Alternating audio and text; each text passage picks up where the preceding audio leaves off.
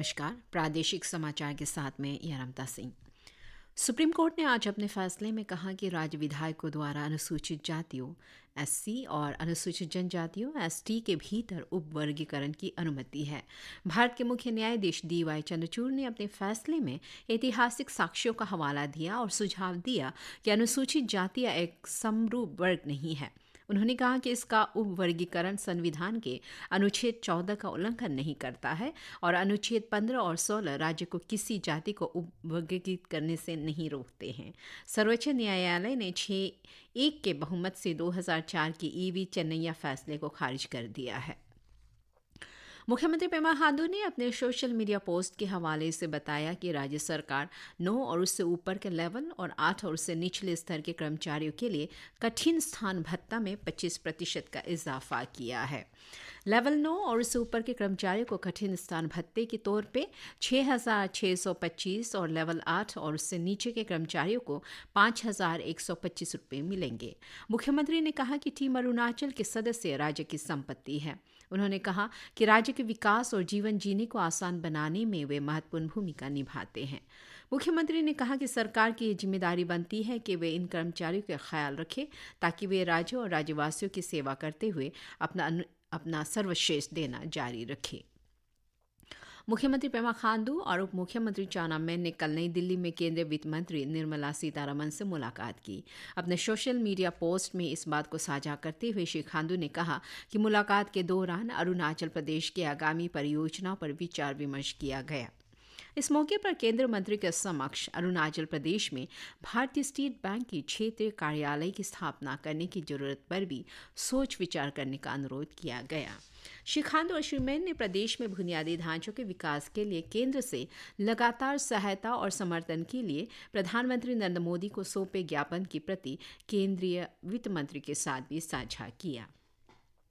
आवास एवं शहरी मामलों के राज्य मंत्री तोखन साहू ने आज लोकसभा में एक लिखित उत्तर में बताया कि इस महीने की 12 तारीख तक 1,64,223 करोड़ रुपए की लागत वाली 8,016 परियोजना में कार्य आदेश जारी किए गए, जिनमें से 100 शहरों से प्राप्त आंकड़ों के अनुसार 1,45,083 करोड़ रुपए की लागत वाली 7,218 परियोजनाएं पूरी हो चुकी हैं। स्मार्ट सिटी मिशन के तहत स्मार्ट कक्षा और डिजिटल पुस्तकालयों पर पूरी की गई परियोजनाओं के शहरवार विवरण में अरुणाचल प्रदेश की 3 परियोजनाएं भी शामिल हैं, यानी ईटानगर के 5 स्कूलों में 5.6 करोड़ रुपए की लागत वाली 28 स्मार्ट कक्षाएं, 8.91 करोड़ रुपए की लागत वाली ईटा किला राज्य संग्रहालय और पुस्तकालय भवन की मरम्मत और 1.5 करोड़ रुपए की लागत वाली जिला पुस्तकालय और बच्चों का ई-लर्निंग केंद्र। मौसम विभाग ने मानसून में पूरे देश में बारिश होने का पूर्वानुमान लगाया है। वहीं मौसम विभाग केंद्र ईटानगर ने अनुमान लगाया है कि प्रदेश के 10 जिले येलो अलर्ट जोन में हैं। East Kameng, west Kameng, lower Subansiri, upper Subansiri, Pakke Kessang, Papumpare, west Siang, Siang, Shiyomi और लेपरादा के अलग अलग स्थानों पर बिजली गिरने के साथ साथ आंधी चलने की संभावना है। ईस्ट सियांग जिला उपायुक्त सह जिला सतर्कता समिति अध्यक्ष ताई तागू ने कल पासीघाट में हाथ से मैला धोने वालों के रूप में रोजगार पर रोक लगाने को अमल में लाने और उनके पुनर्वास अधिनियम 2013 के मद्देनजर एक बैठक का आयोजन किया। श्री तागू ने सभी हितधारकों से समयबद्ध सर्वेक्षण कर सब डिविजनल और जिला स्तर पर रिपोर्ट सौंपने का निर्देश दिया।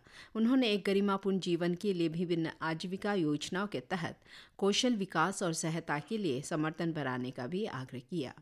बैठक में समिति ने ईस्ट सियांग जिले के लिए सर्वे हाउस समिति और रुक्सिन और मेबो में सब डिवीजन सतर्कता समितियां गठित करने का भी संकल्प लिया। प्रधानमंत्री नरेंद्र मोदी ने आज नई दिल्ली में अपने वियतनामी समकक्ष फाम मिन चिन के साथ वार्ता की। वार्ता के बाद दोनों नेताओं ने वियतनाम के ना त्रांग में दूरसंचार विश्वविद्यालय में भारत वियतनाम सहयोग से निर्मित आर्मी सॉफ्टवेयर पार्क का वर्चुअल उद्घाटन किया। दोनों पक्षों ने सीमा शुल्क क्षमता निर्माण, कृषि अनुसंधान और शिक्षा, समुद्री विरासत, औषधीय पौधों और कानूनी क्षेत्र में सहयोग के लिए समझौता ज्ञापनों पर हस्ताक्षर किए और उनका आदान प्रदान किया। प्रसार भारती और वॉइस ऑफ वियतनाम ने रेडियो और टेलीविजन में सहयोग के लिए भी समझौता ज्ञापनों का आदान प्रदान किया। इसी के साथ ये समाचार बुलेटिन समाप्त हुआ। नमस्कार।